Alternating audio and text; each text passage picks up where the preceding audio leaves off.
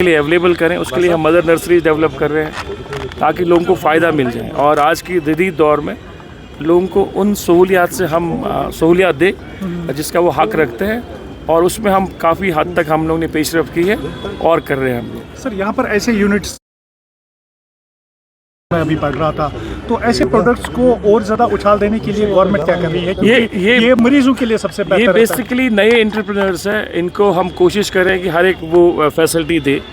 इनके लिए market linkage हम देखें, इनके लिए हम एवेन्यूज़ देखें, मार्केट अवेलेबल करें जहाँ ये प्रोडक्ट दे सकते हैं। थोड़ा प्रमोशन करने की और ज़रूरत है। सरकार की तरफ से जो स्कीम्स है, स्कीम्स के तहत इनको जानकारी स्कीम्स की मिलनी चाहिए और उसी जानकारी से ये जो है अपना प्रोडक्ट जो है बेच सकते हैं और लोगों को इस प्रोडक्ट के बारे में पता भी चल सकता है। सर HADP के बारे में बात जानना चाहेंगे कि कहाँ तक इम्प्लीमेंट हुआ है और फंड्स की जो वागुजारी है वो किस हद तक हो रही है मरकज़ से? HADP जो है वो UT की स्कीम है, वो सेंट्रल स्पॉन्सर स्कीम नहीं है, वो हमारी UT की स्कीम है। वो 5000 करोड़ का प्रोजेक्ट है 5 साल के लिए। उसमें डिफरेंट कंपोनेंट्स है, उसमें 29 कंपोनेंट है, 16 एग्रीकल्चर के और जो बाकी है लाइट सेक्टर्स के। और मुझे लगता है उसमें कोई कमी कोई कोताही नहीं है। हाँ, पिछले 2-3 महीने से दिक्कत हुई, यहाँ हम माहौल जो बना था उसकी वजह से हमारी जो वेबसाइट थी, हमारा जो पोर्टल था वो डाउन था, अब वो रेस्टोर हो गया।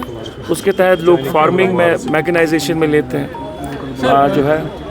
सर कैबिनेट एक्सपेंशन के रिलेटेड काफ़ी कुछ खबरें आ रही हैं, तो क्या कुछ देखने को मिलेगा? जब कैबिनेट एक्सपेंशन होगा तो आप भी वहीं होंगे, मैं भी वहीं रहूँगा, आप भी वहीं रहेंगे, तब पता चलेगा आपको। सर जिस तरीके से आपके पास पंचायती राज का भी पोर्टफोलियो, इलेक्शंस का पोर्टफोलियो, यहाँ पे कई ज़रिए से हवाई चल रही है कि नेशनल कॉन्फ्रेंस नहीं चाहती है यहाँ पे अर्बन लोकल बॉडी इलेक्शन हो, पंचायती इलेक्शन हो, तो कहाँ तक प्रोसेस पहुँचा है? तो ऐसी कोई बात, देखिए नेशनल कॉन्फ्रेंस की हिस्ट्री रही है।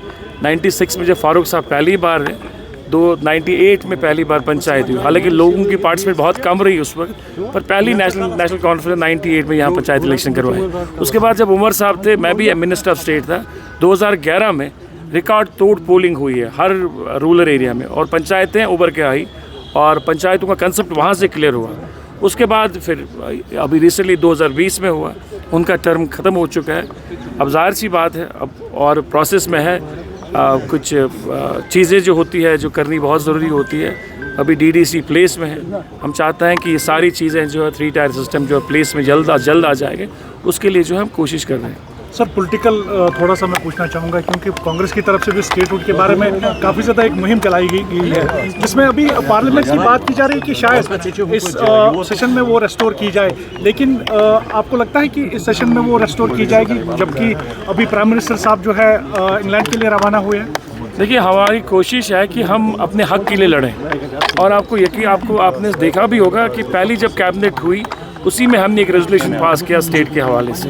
उसके बाद जब ये असेंबली चली वहाँ डिबेट्स हुए, डिस्कशंस हुए और वक्तन फ़ौक्तन जो हमारी कायद है उमर अब्दुल्ला साहब या फारूक साहब या जब भी वो दिल्ली गए उन्होंने स्टेट हुड के हवाले से बात की, हमारे अपने फोर्स में बात हुई।